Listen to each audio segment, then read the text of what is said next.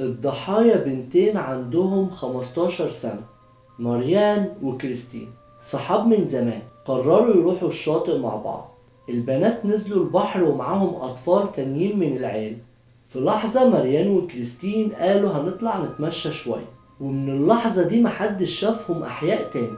تاني يوم الصبح واحد ماشي على الشاطئ لقى حاجة غريبة.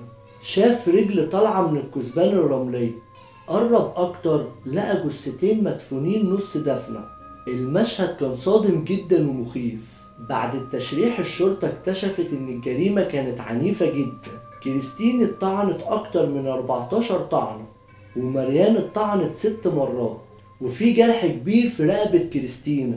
كمان اتأكد حصول اعتداء جنسي.